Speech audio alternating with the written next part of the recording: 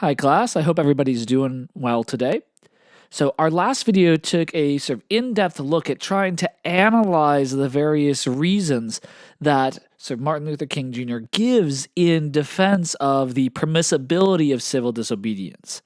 In this video and the next, we're going to take a look at some related issues about the nature of protest that is developed by the work of Bernard Boxill.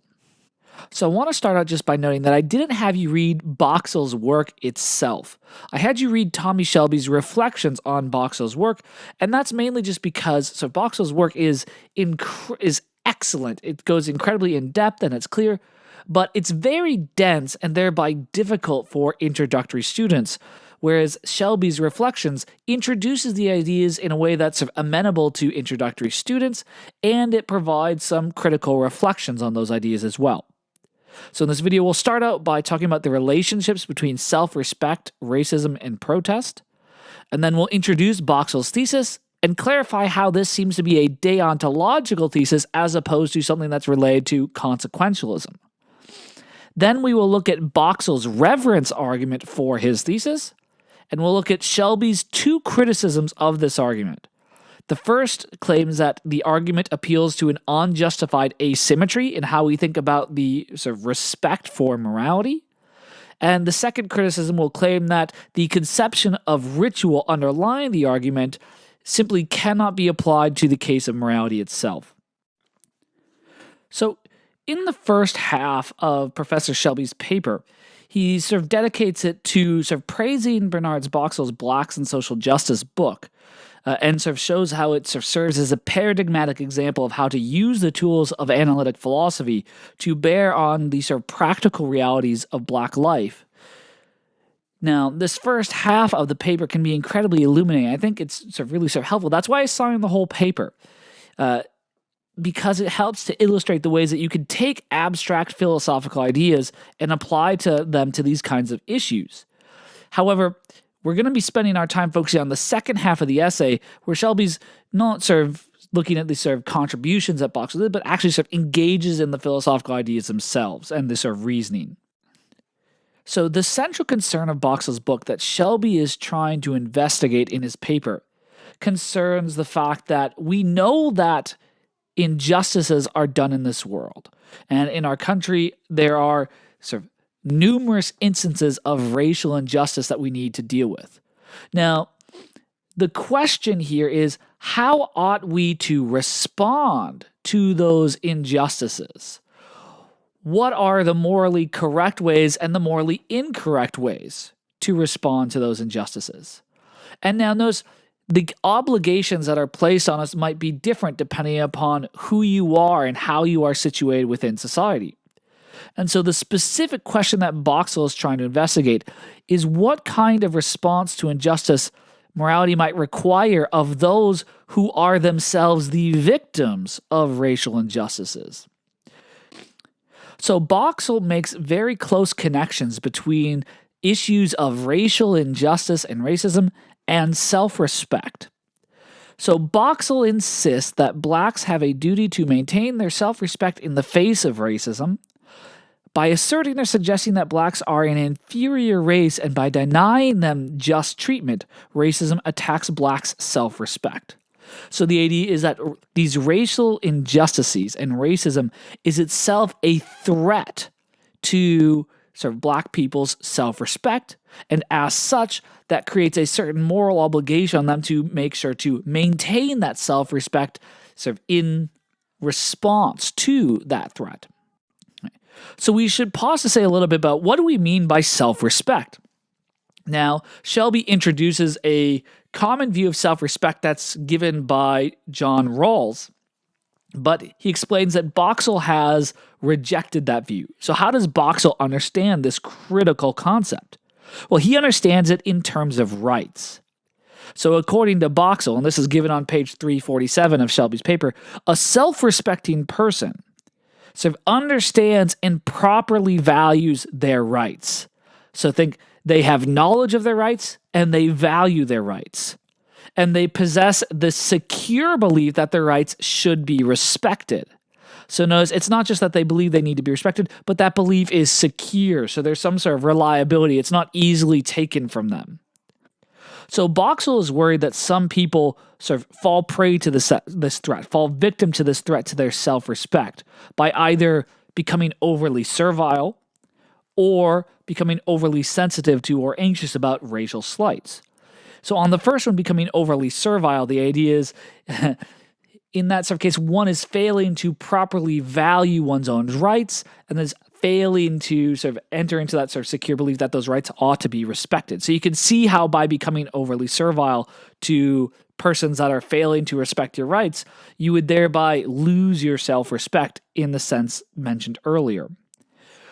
But he says many black people, however, successfully manage to maintain their self-respect even against this sort of threat due to the racial injustices that exist within our society. And so Boxill's question is, what does self-respect demand in response to the injustices of systemic racism? So Professor Shelby is focusing his discussion on a thesis that Bernard Boxill adopts and is inspired from the works of W.E.B. Du Bois. And the thesis says that the duty of self-respect requires the victims of injustice to protest their unjust treatment. So notice a couple things here. First, the proper response to injustice is protest. And protest is a public communicative act of resistance. So it's not just that you have to sort of believe that this is wrong. It's not just that you can say in private that it's wrong. You actually need to engage in a public communicative act of resistance. That's the morally required response to those injustices. And it's specifically, he says, victims of the injustice have this moral obligation of protest in virtue of sort of reasons that come from sort of self-respect.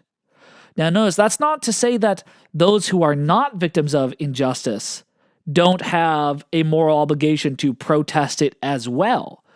It's just the claim that that reason for protest is not necessarily coming from issues of self-respect. Now, Boxill's thesis here is deontological in nature. It's not consequentialist. So you might think, look, one reason to protest injustices is because you hope to sort of change the world and sort of create a more just world that will treat people more equitably and fairly, to get rid of these injustices. But according to Bernard Boxill, the idea is self-respect gives you sufficient reason that requires you to protest those injustices, even if they're just not going to achieve any good results. And in fact, Shelby seems to suggest that it looks like Boxill's committed to the claim that you would be morally required to protest your own unjust treatment, even in cases where doing so would come at great cost to you and actually make things worse. Because, yet again, it's not coming from the consequences that gives you the sort of duty. The duty comes from these reasons of self-respect.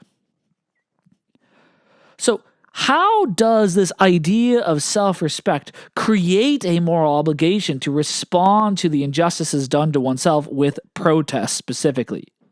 Shelby discusses two ways that Boxill tries to sort of connect the dots, so to speak. The first is a reverence argument that appeals to a requirement that one show ritualistic reverence to morality itself. The second argument is a proof argument, and this appeals to the need to prove one securely and properly values one's rights when those rights have been threatened or violated. So in this video, we're going to focus on Shelby's discussion of the first reverence argument, and in the next video, we're going to discuss the second proof argument. So let's start with a review of the reverence argument that Boxill gives. Premise 1 claims that there's certain things that just have such importance that they require more than just our respect. They require acts of what I will call deep respect for short. And this is a kind of respect that is expressed via a ritual act that sort of symbolically conveys an outward sign of allegiance. So it's not just that we sort of privately respect these things, but we display this respect symbolically via some kind of public act, is the idea here. Now, the claim is that morality is of central importance, of such importance, that it is one of these kinds of things that requires these acts of deep respect. Now, the claim is that protest is the proper means for showing this public allegiance to morality when it's been violated. Now, a violation of a person's rights is a violation of morality, because morality is the source of people's rights. It's what gives people's rights. Thus, a person is morally required to protest the violation of their own rights. Protesting a violation of one's own rights is an expression of self-respect, as by protesting that violation, you are thereby affirming your status as an equal member of the moral community. You are affirming that your rights are just as important as another's. Thus, the claim is that black people have a moral requirement to protest racial injustice for reasons that derive specifically from considerations of self-respect. All right, so Professor Shelby is going to take issue with two premises in the argument. First, he's going to argue that it's not clear that premise 3 is correct, that protest would have to be the proper means for publicly displaying allegiance to morality when it's violated. So let's take a look at that premise. Why does Professor Shelby believe that there are problems with this premise? Well, his first idea is that it seems to rely on this weird asymmetry where these outward signs of allegiance are only required when morality has been violated. But that is, if morality is so important, wouldn't it also require outward signs of allegiance to sort of show your respect when morality hasn't been violated? So the idea is, given the importance of morality, there must be some means by which we are able to sort of illustrate and publicly display our reverence for morality, even when morality has not been violated. So how could we do that? How would we display this outward allegiance? Well, he claims on page 348, well, a natural thought is this: we show such reverence for morality by taking its requirements into account before choosing any course of actions. So the idea is, we look at our intentions. If we take morality into consideration and use moral requirements as ways to try to decide what we're going to do, to guide our actions, it shows that we are respecting the hold that morality has over us. Or we show reverence for morality by strenuously avoiding violating the rights of others. Yet again, we show respect for morality by making sure that we do not sort of violate morality ourselves. However, if that's true, if we can show our reverence to morality by following its dictates and using its sort of guidelines to specifically guide our actions and choices, if we can show reverence in that way when morality hasn't been violated, it isn't clear why those same actions wouldn't also illustrate our reverence for morality even when it has been violated. And if so, then protest would not be necessary to illustrate our allegiance here. Now, in fact, Professor Shelby says that when one's rights have been violated, if you still continue to respect other people's rights, you're showing the depth of your commitment to morality by still adhering to the importance of morality, even when it has not been you haven't been given that same sort of respect. Now, a potential response, though, that Boxill might give is that if you fail to protest a violation, that might be construed as sort of condoning the violation. But Shelby doesn't buy this response. He says, look, that might be the case sometimes, but in other cases, when you've shown the depth of your commitment to morality, you don't violate the rights of others, and the person who violates your rights is sort of someone that you've shown no sort of sympathy to. Maybe they're a stranger, maybe someone that everybody knows is your sort of enemy. The idea is your failure to protest, it'd be really strange to take that as an implicit sign of your condoning what they have done. And so he doesn't think that this sort of premise can be defended. All right, the second premise that he's going to argue against is the second premise that says morality is an object that requires these kinds of acts of deep respect. Now, he's not going to disagree. He thinks it's correct that morality is an object of sort of utter importance that deserves our respect.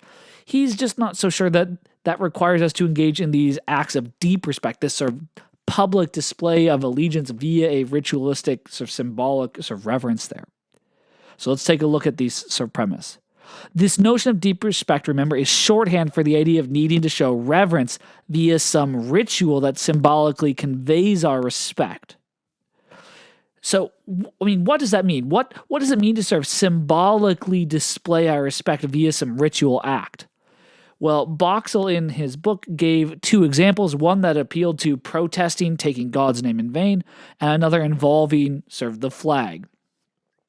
Now, so Shelby thinks that the religious examples are unclear, and so we shouldn't try to clarify a sort of vague concept of reverence via an even more unclear example. And so he focuses his attention on the flag example. And the idea here is a flag is a symbol of a country, and if the country is sort of important or deserving of sort of respect, then that might require you to sort of show a symbolic act of respect towards the flag that represents these sort of ideals of that country. Now, notice Shelby is not endorsing this idea that somehow the American flag is thereby sort of deserving of this kind of sort of respect. He's just illustrating the concept of symbolic. He's not trying to say that the flag is necessarily deserving of this kind of ritualistic respect. But Shelby argues that the flag example, whatever you sort of think about it, he thinks you cannot apply that to the case of morality. And the idea here is just that it's not clear that there's any symbol of morality that we could symbolically sort of display our reverence for as a symbolic act of our respect towards morality itself. Because notice, what you're showing respect for in the flag example is one's country, and you're showing respect by revering the symbol of that country, the flag. So in order to apply this to morality, we'd have to show our respect for morality sort of publicly via a sort of revering some symbol that represents morality. But it's not clear that there's any symbol that plays the function of the flag in the case of morality. And as such, he says, it just isn't clear that any outward sign of allegiance, other than just acting within the confines of morality, is required. So yes, yet again, he's stressing this idea that you show your allegiance, you show your respect of morality simply by respecting morality's guidelines, by using it to guide your actions, and by respecting the rights of others. There's no extra sort of outward sign that you need to give, because there's no symbol that you can give reverence to illustrate your allegiance to morality, other than by respecting morality itself. All right, so that's it for this video for our discussion of the reverence argument.